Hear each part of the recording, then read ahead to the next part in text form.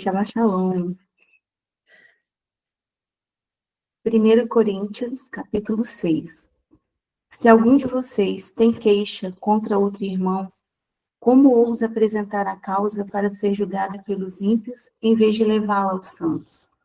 Vocês não sabem que os santos são de julgar o mundo? Se vocês hão de julgar o mundo, acaso não são capazes de julgar as causas de menor importância? Vocês não sabem que haveremos de julgar os anjos? Quanto mais as coisas desta vida. Portanto, se vocês têm questões relativas às coisas desta vida, designem para juízes os que são da igreja, mesmo que sejam os menos importantes. Digo isso para envergonhá-los. Acaso não há entre vocês alguém suficientemente sábio para julgar uma causa entre irmãos? Mas, ao invés disso, um irmão vai ao tribunal contra outro irmão, e isso diante de descrentes. O fato de haver litígios entre vocês já significa uma completa derrota, porque não preferem sofrer a injustiça? Por que não preferem sofrer o prejuízo? Em vez disso, vocês mesmos causam injustiças e prejuízos, e isso contra irmãos. Vocês não sabem que os perversos não herdarão o reino de Deus? Não se deixem enganar, nem imorais, nem idólatras, nem adúlteros, nem homossexuais passivos ou ativos, nem ladrões, nem avarentos, nem alcoólatras, nem caluniadores, nem trapaceiros herdarão o reino de Deus. Assim foram alguns de vocês. Mas vocês foram lavados, foram santificados, foram justificados no nome do Senhor Jesus Cristo e no Espírito de nosso Deus. Tudo me é permitido, mas nem tudo convém. Tudo me é permitido, mas eu não deixarei que nada domine. Os alimentos foram feitos para o estômago, e o estômago para os alimentos, mas Deus destruirá ambos.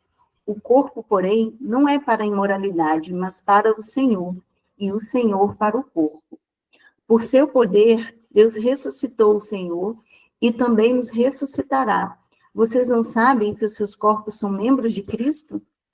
Tomarei eu os membros de Cristo e os unirei a uma prostituta? De modo nenhum. Vocês não sabem que aquele que se une a uma prostituta é um corpo com ela? Pois, como está escrito, os dois serão uma só carne. Mas aquele que se une ao Senhor é um espírito com ele. Fujam da imoralidade sexual. Todos os outros pecados que alguém comete fora do corpo, os comete. Mas quem peca sexualmente, peca contra o seu próprio corpo. Acaso não sabem que o corpo de vocês é santuário do Espírito Santo que habita em vocês, que lhes foi dado por Deus e que vocês não são de si mesmos? Vocês foram comprados por alto preço, portanto, glorifiquem a Deus com o corpo de vocês. 1 Coríntios 7. Quanto aos assuntos sobre os quais vocês escreveram, é bom que o homem não toque em mulher, mas por causa da imoralidade, cada um deve ter sua esposa, e cada mulher o seu próprio marido. O marido deve cumprir os seus deveres conjugais para com a sua mulher, e da mesma forma a mulher para com seu marido.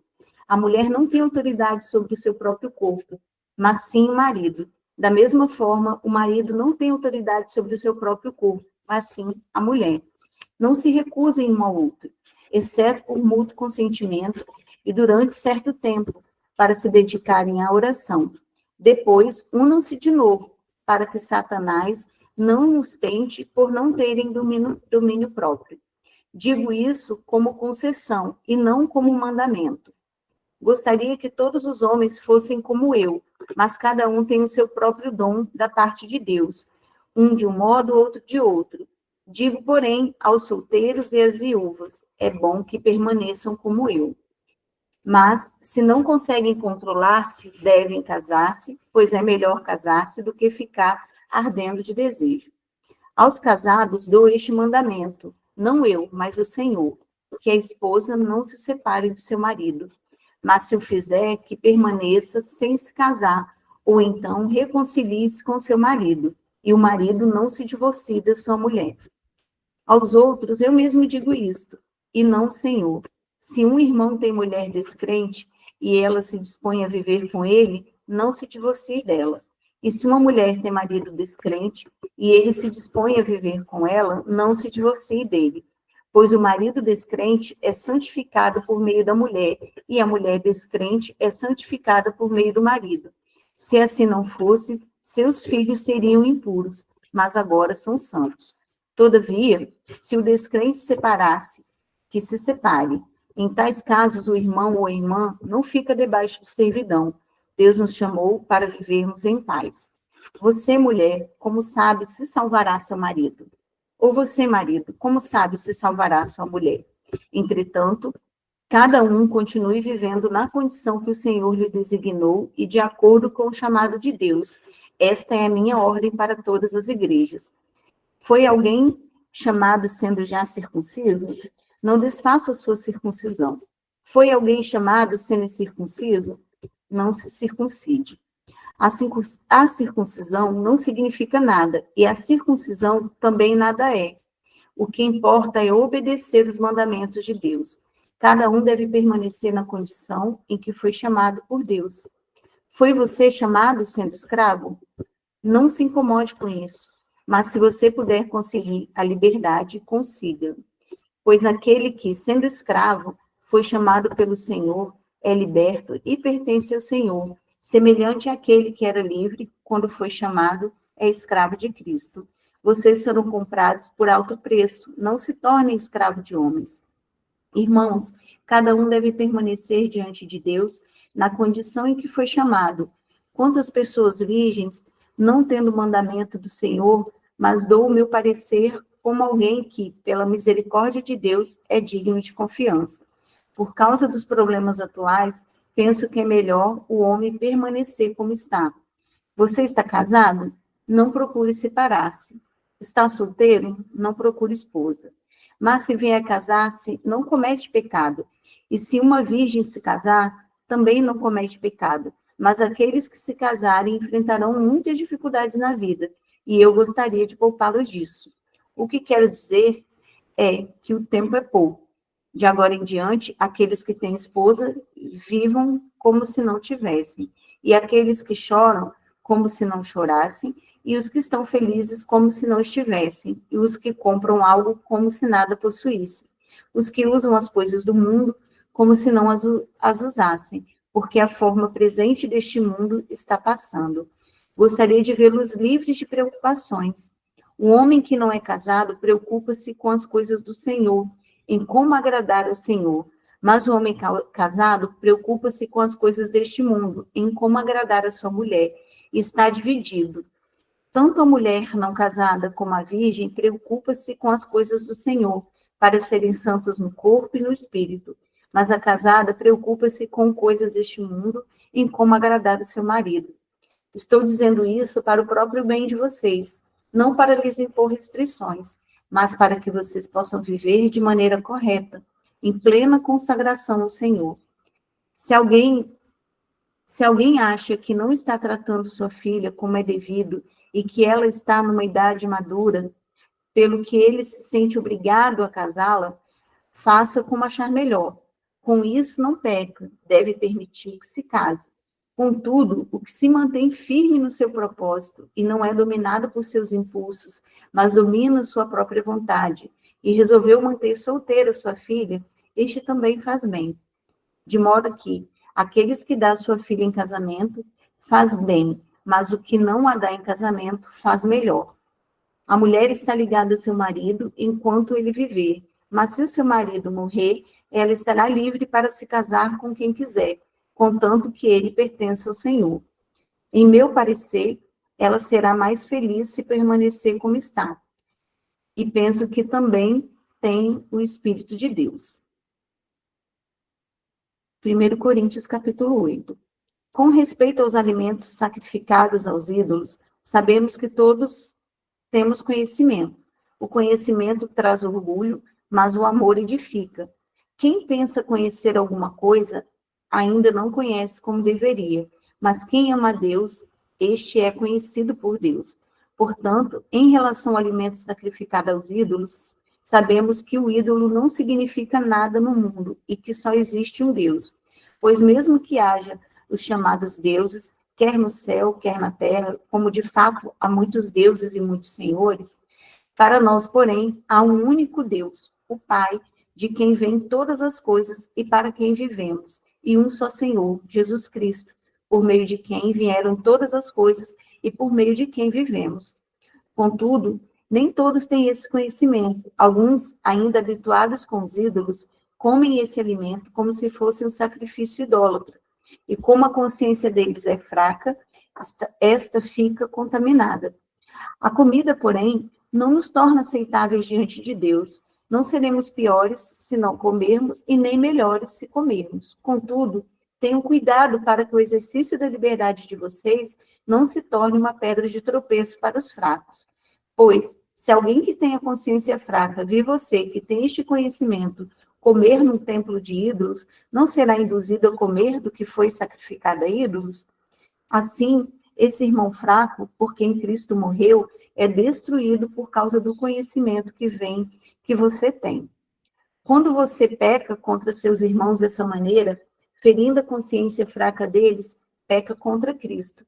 Portanto, se aquilo que eu como leva o meu irmão a pecar, nunca mais comerei carne, para não fazer o meu irmão tropeçar.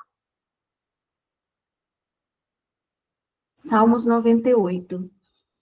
Cantem ao Senhor um novo cântico, pois ele fez coisas maravilhosas na sua mão direita e seu braço santo lhe deram vitória. O Senhor anunciou a sua vitória e revelou a sua justiça para as nações. Ele se lembrou do seu amor leal e da sua fidelidade para com a casa de Israel. Todos os confins da terra viram a vitória do nosso Deus. Aclamem ao Senhor todos os habitantes da terra.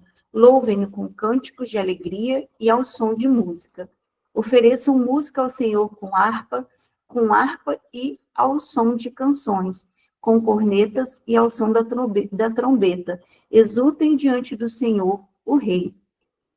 Ressoe o mar e tudo o que nele existe, o mundo e os seus habitantes. Batam palmas os rios e juntos cantem de alegrias os montes. Cantem diante do Senhor, porque ele vem julgar a terra, julgará o mundo com justiça e os povos com retidão. Amém. Amém, glória a Deus. Pati, obrigada, querida. Benção demais.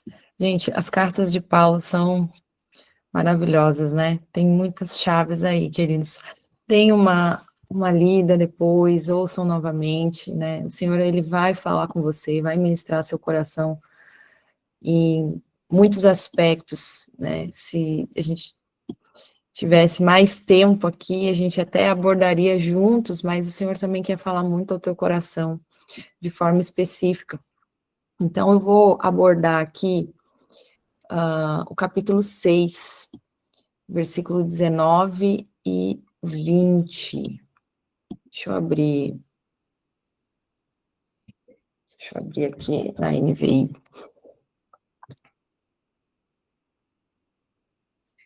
Capítulo 6, o 19 e o 20.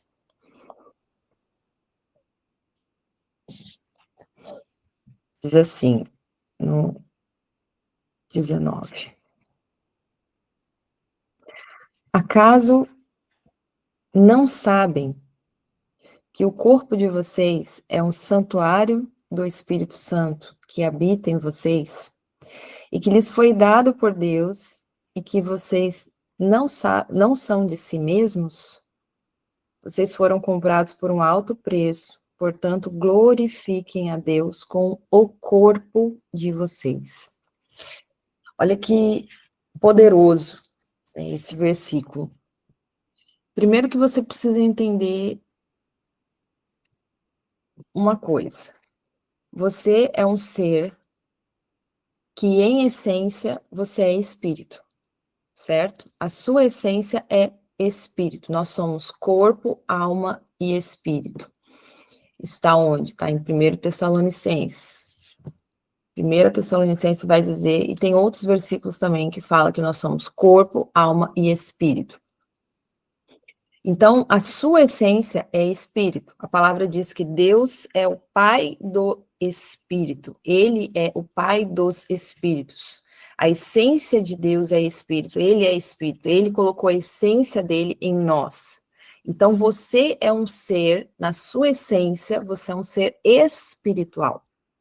E você possui uma alma. O que é a alma? A alma está ligada a emoções, a decisões, aos sentimentos, né? Tá tudo ali, as vontades, né? Isso é a alma. Então você é um espírito, você tem uma alma e você habita dentro de um corpo, certo? Esse corpo carnal aqui, né? Que é temporário, mas o teu espírito é eterno, certo?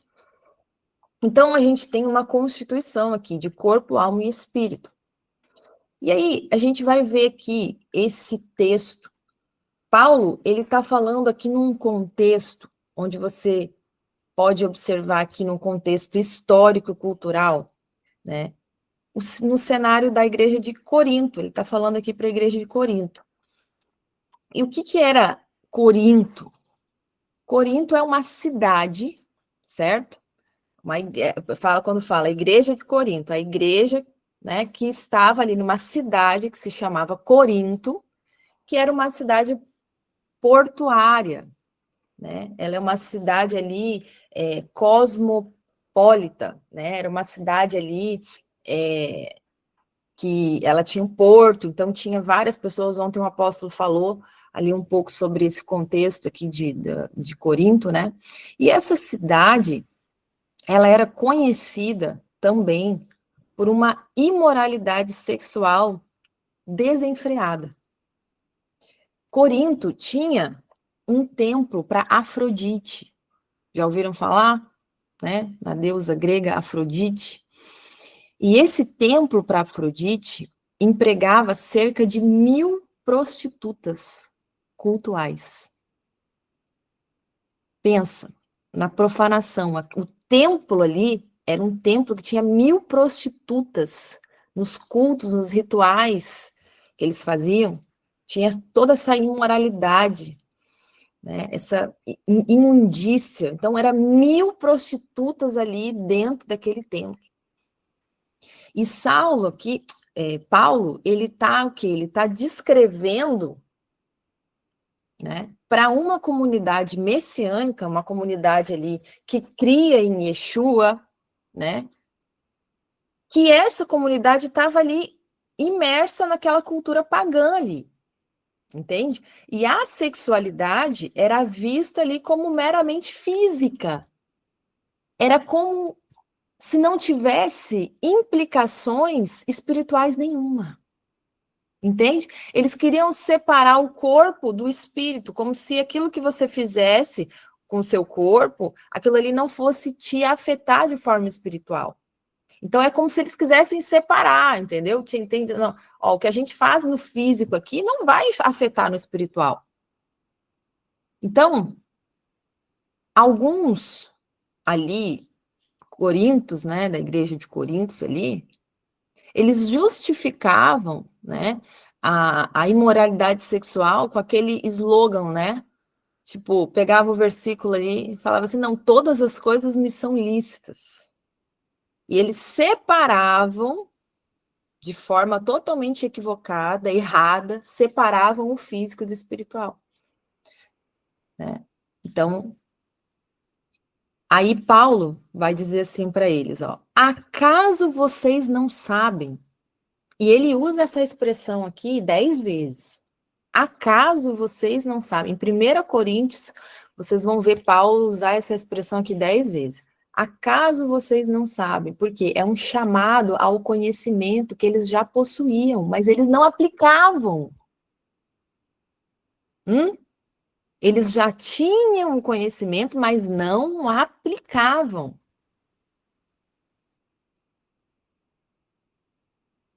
Então, eles pegavam o quê? Né? Um argumento menor para o maior. Né? Eles tinham conhecimento, mas eles não aplicavam. Então, Paulo vai dizer, acaso vocês não sabem? E ele vai dizer aqui, que vocês são um templo, santuário do Deus Altíssimo. Vocês são santuários do Senhor. Só que quando a gente vai ler no original, essa palavra aqui, no grego, né? O templo, ele tinha várias partes, certo? Tinha ali a parte de fora, depois tinha a parte ali do meio, depois tinha a parte ali mais, né, sagrada, que era o lugar santíssimo, né? Então, o Santo dos Santos, né? Então, ele não usou a palavra, quando ele usa essa palavra santuário, aqui no grego, ele não usa a palavra que se referia ao complexo do templo, né? Que seria a palavra hieron, mas ele usa a palavra naos no original. E essa palavra naos é o lugar santíssimo, entende? E isso aqui é extremamente poderoso, porque a palavra que ele usa é o lugar santíssimo, era o lugar mais sagrado ali do templo, né, do tabernáculo. E aí a gente vai ver, né, paralelos em relação a isso. Em Êxodo 25, 8, está escrito: e me farão um santuário e habitarei no meio deles, né? E em 1 Reis 8, né? Mas na verdade, Deus habitaria na terra, e Ezequiel 36, 27 vai dizer assim, ó, porém dentro de vós o meu espírito. Dentro de vós. Então, é o Espírito Santo que habita, o Espírito Santo habitando em nós, como essa promessa, essa profecia de Ezequiel 36, 26. Certo? Ezequiel lá, ó, foi profetizada. E porei dentro de vós o meu Espírito.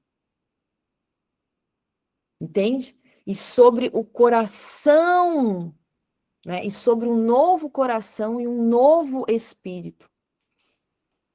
Olha que poderoso, que extraordinário. É sobre isso que Paulo está falando. Então, no gnosticismo grego, né, o corpo ele era visto como mal, né? Mas ali Paulo estava trazendo um conceito da tradição judaica que o corpo nunca foi visto como algo mal, entende? Então, isso porque até a própria questão da alimentação, eles tinham um cuidado com o corpo, né? Com a questão da kasherut, que era aquilo que eles iriam comer, aquilo que entra dentro do corpo. A questão da modéstia de se vestir, né? Que você precisa cuidar da forma como você se veste. A forma como você se veste, basicamente as suas roupas ali, elas são as suas armaduras visíveis. A forma como você está representando o reino, né? Então, se vestir de forma inapropriada, né, é algo que você também ali está denegrindo, de certa forma, a sua imagem e o reino ao qual você pertence, né? Então, há também a questão de você preservar a vida, a questão de você santificar o corpo, né? Então, assim, agora é a gente entender que o nosso corpo é literalmente o tabernáculo de Deus. Então, Paulo ele está quebrando conceitos aqui culturais, né? Em relação àquilo que aquele povo tinha em relação à visão que eles tinham em relação ao corpo, né? E aí Paulo vai dizer assim, ó, vocês foram comprados por alto preço. Vocês foram comprados por altíssimo preço, né? Ou seja, o preço que foi pago, o preço definitivo que foi pago por nós, não foi prata ou ouro, mas foi com o próprio sangue. O sangue puro do Mashiach. Fomos comprados com altíssimo, altíssimo. E ele vai dizer, ó, glorifiquem a Deus com o seu corpo. E aí essa palavra glorifiquem, ela vem da palavra, né, glória, que é a palavra kavod, em hebraico, que literalmente significa peso, né? Peso, substância. Então, dar glória a Deus é você reconhecer a sua substância, você reconhecer a realidade de Deus. É você viver de forma que a sua presença seja manifesta na sua vida, como um todo.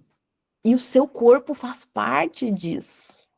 Porque muitos, às vezes, focam só no espiritual, né? E negligenciam o seu corpo. Negligenciam, muitas vezes maltratam o seu corpo. Maltratam. Desprezam o seu corpo. Então, a gente precisa fazer escolhas que honrem a santidade do Senhor na nossa vida. Você está entendendo? Então, aqui ele está falando, né, num contexto de um povo que vivia numa imoralidade sexual. E ele está dizendo aqui, né, nesse aspecto aqui, né, que a intimidade sexual, ela não é apenas física, mas ela é espiritual. Quando a gente pega nesse aspecto aqui, certo? Paulo está falando como um todo. A gente está pegando aqui, ele está pegando numa parte aqui falando sobre a questão sexual, que está tudo englobado, tá? Então, a intimidade sexual, ela não é apenas física, mas ela é espiritual. E ele vai fazer ele dá um exemplo aqui, né? Se unir com uma prostituta, você é um com ela. E os demônios, tudo que estão nela, passa a estar em você também. Porque há uma ligação ali espiritual. Total. Entende? Então, a gente precisa entender, né, a seriedade do que Paulo está falando aqui. Né? A imoralidade sexual, ela é uma profanação do templo. Então, a gente precisa entender que o nosso corpo, o corpo do crente, o corpo do Filho de Deus, ele está ligado ao Mashiach. Ele está ligado ao Mashiach. Entende? Então, não existe essa questão, é você entender que a imoralidade sexual, tudo que se relaciona à imoralidade sexual, pornografia, tudo que se relaciona, tudo, queridos, que se relaciona à imoralidade sexual, certo? Se você é uma pessoa que, né, tem problema com pornografia, você precisa de ajuda, você precisa buscar libertação, certo? Porque isso não é uma imoralidade sexual apenas física, mas é espiritual. É espiritual. Tá? Para a nossa vida diária, como, né, a questão, gente, da alimentação, né? Aquilo que você consome afeta o seu templo, afeta o seu corpo, né? Então, exercício, você cuidar do seu corpo, isso é, sabe o quê? Uma mordomia sagrada. Você ter essa consciência que você precisa cuidar do seu corpo, porque ele é templo do Espírito, né? Tem até um ditado, né, que fala da história do guerreiro e do cavalo, né? Aquele guerreiro, ele tinha uma missão para cumprir, ele tinha que levar uma mensagem. Só que ele tinha um cavalo, e o cavalo era importante para ele levar a mensagem, e ele mata o cavalo. E aí ele não consegue levar a mensagem. Quem que é o cavalo? É o corpo, né? Então, às vezes, a própria pessoa que, né, em essência, espírito, ela mata o corpo. Ela mata o corpo. Porque ela não tem o cuidado devido, ela negligencia o seu corpo. Não dá importância. E muitas vezes você acha assim, besteira, essa vaidade, isso, né, deixa para lá, tem outras coisas mais importantes. Não, não, não, não, não. É você glorificar a Deus com o seu corpo, é o que o Paulo está falando aqui, ó. Você precisa cuidar do templo. Isso é uma mordomia. Você às vezes quer cuidar de tantas coisas e se negligencia. Você está sendo negligente, você está sendo um mordomo negligente. Porque você não está cuidando do templo do Senhor. Né? Então, hoje em dia, a gente vê como as pessoas já têm uma visão, né? A própria medicina vai trazendo essa importância de fortalecer o corpo, de você se alimentar bem, de você ter exercícios regulares, né, de você fazer uma caminhada, fazer uma atividade física, fazer uma academia. Gente, isso é importante para que você cumpra o propósito, para que você tenha longevidade, bem-estar. Outro ponto importante em relação ao corpo é o descanso, o Shabat, né? O Senhor institui como princípio o Shabat, porque é a restauração do templo. Você precisa ter o seu momento de descanso. Você precisa ter esse momento. Gente, vocês acham que Deus precisaria descansar? Ele criou todo o universo, ele criou todas as coisas. E a palavra fala que ao sétimo dia ele descansou. Vocês acham que ele precisava descansar? Ele fez como um exemplo para nós, instituindo isso como um princípio universal, desde a fundação do mundo, antes dele entregar isso como 10 mandamentos, porque o Shabat está dentro dos 10 mandamentos. Antes dele entregar isso nos 10 mandamentos, ele instituiu na fundação do mundo o Shabat. E depois ele reforça na entrega dos 10 mandamentos, e depois ele continua falando sobre o Shabat. A importância de você ter o Shabat é muito mais ampla do que você pode imaginar. A gente precisa, eu quero separar um dia para a gente fazer uma aula só sobre o Shabat, para você entender mais sobre o aspecto do Shabat. Mas nesse aspecto aqui, a gente está puxando aqui dentro daquilo que Paulo está falando.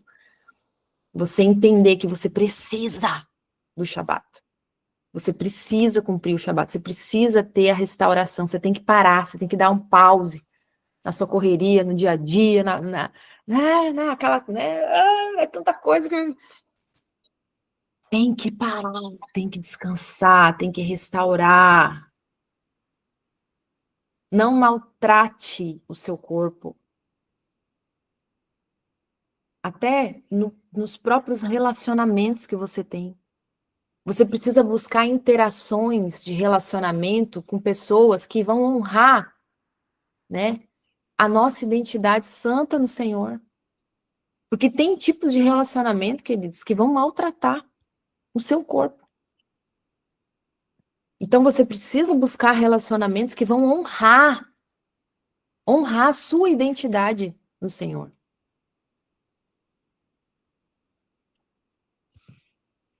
Então, Paulo traz um aspecto aqui muito importante. E a gente vê que essa relação do corpo, né? Olha só que interessante, Yeshua, ele traz isso aqui para nós sobre a questão do templo, né? Sendo o nosso corpo, quando ele vai dizer assim, ó, em João 2:19, ele vai dizer assim, ó, destruam este templo, quando ele está ali, os fariseus ali, né, ele confronta os fariseus, ele vai dizer, destruam este templo e em 3 dias eu o levantarei. Quando os fariseus ali pedem um sinal, né, quando ele repreende ali que eles estavam fazendo a casa do Senhor como casa de comércio e Yeshua vai repreender, eles né, falam com que autoridade, eles pedem um sinal e Yeshua vai dizer, o sinal que eu dou para vocês é esse aqui, ó, destruam esse templo e eu o levantarei em 3 dias. Ele está falando do quê? Do seu corpo. Estava falando do templo do seu corpo. Poderoso, gente. Demais. Demais. Então, o que a palavra diz, né? E a gente vai ler depois no 1 Coríntios 12, ele vai dizer que nós somos o quê? Coletivamente, nós somos o corpo do Mashiach.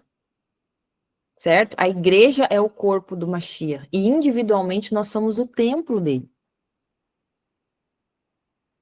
E é interessante que em Apocalipse 21, 22, vai dizer, né, que no mundo vindouro não haverá tempo físico, pois o Senhor Todo-Poderoso e o Cordeiro são o seu templo. Meu Deus. É forte, gente. É forte. É forte demais. Então, você precisa ter essa concepção né? Que você precisa cuidar do seu espírito, da sua alma e do seu corpo. Não negligencie o seu corpo, certo? Então, antes de você tomar qualquer decisão, você precisa pensar: isso honra o fato de que eu sou o templo do Altíssimo? Essa decisão vai honrar esse fato, porque isso é um fato real, verídico. Você é templo do Altíssimo, né? Quando tiver uma tentação, surgir uma tentação, se pergunte assim, ó: eu poderia profanar o lugar santo onde Deus habita? Meu Deus. Hum? Faz essa pergunta. Eu poderia profanar o lugar santo onde Deus habita? Quando vier a tentação, pensa nisso, faz essa pergunta. Nos relacionamentos, na forma como você trata o outro, faz essa pergunta aqui, ó: eu estou tratando o outro como um templo sagrado do Altíssimo?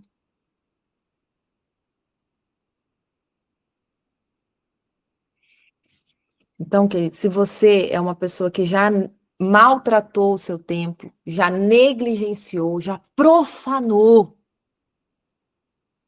o seu templo como templo do Espírito Santo, você pode retornar e fazer o techuvá e se arrepender, né? E pedir perdão ao Senhor por ter negligenciado o teu corpo, por estar falhando, por muitas vezes a tua mente, né? Querer fazer separação. Gente, isso é um pensamento grego, tá? Isso é um pensamento, isso é o espírito da Grécia, aquele pensamento grego que quer fazer separação, né? Do corpo. Teu corpo não tem importância nenhuma, não. Tem nada a ver, não, não vai dar nada, não vai dar nada, né? Estou aqui, ó, cumprindo o meu espiritual, mas eu negligencio completamente o meu corpo. Faça o retorno hoje, né? Faça o retorno. E Yeshua, ele é o nosso sumo sacerdote. Então, lembra que quando a gente falha, né, nós temos em Yeshua, no sangue do Mashiach, nós somos ali reconciliados com Deus. E o Senhor quer que você entenda, que você tenha essa consciência de hoje. Você receba essa consciência hoje, que você é templo do Espírito Santo. Né? Cada respiração, né? Cada batimento do teu coração, cada pensamento que você tem é para a glória de Deus, para a glória dele. Então você não é apenas uma pessoa que vai à igreja ou que se conecta, né, para assistir um culto. Você não é apenas uma pessoa, você é o templo. Você é o templo.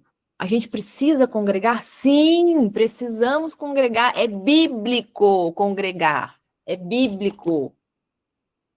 Eu bato aqui nessa tecla, né? Se você é uma pessoa que vem aqui no Maná, mas não tem uma cobertura espiritual, não está ligado a uma comunidade, você precisa se alinhar com Deus, você precisa se alinhar, porque nós temos que congregar, nós precisamos congregar.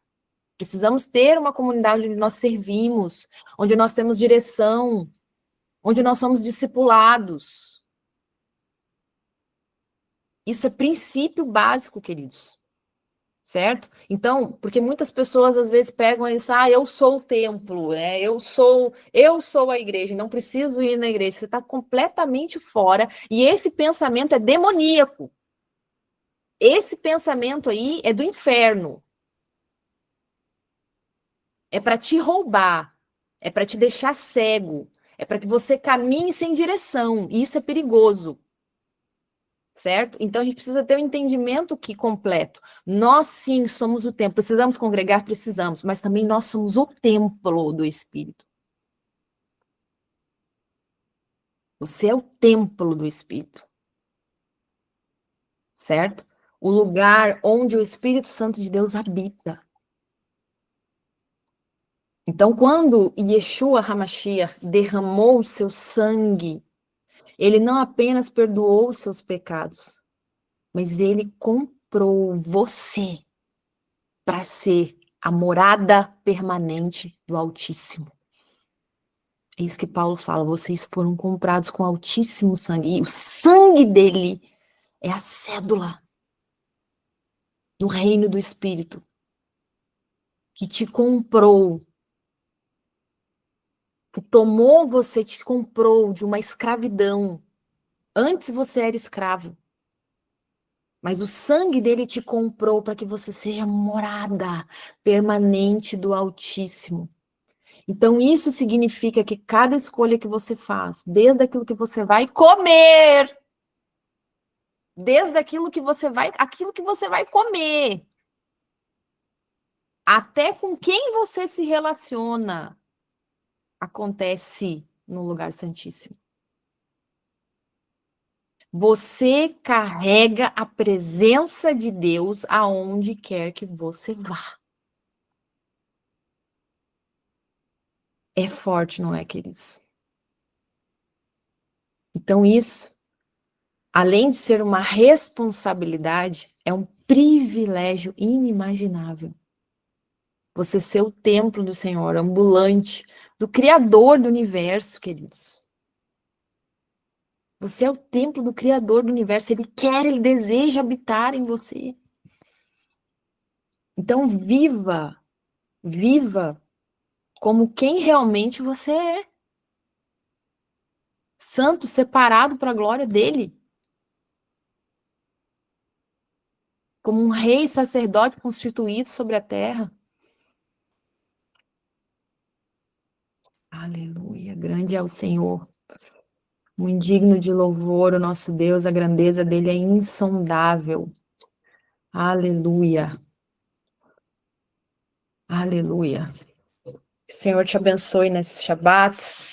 Você se alinhe ao Senhor e que você viva o melhor dele, aquilo que ele tem de melhor para você desfrutar da sua presença, que você compreenda a grandeza que é ser comprado pelo sangue do Mashiach e o que é ser o templo do Espírito Santo, que o Senhor traga essa revelação a ti nessa manhã de Shabat.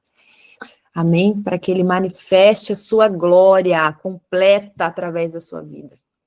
Que Deus te abençoe. Segunda-feira estaremos aqui firmes e fortes, juntos no propósito, para a glória do Eterno, em nome de Yeshua HaMashiach. Shabbat Shalom. Bom dia.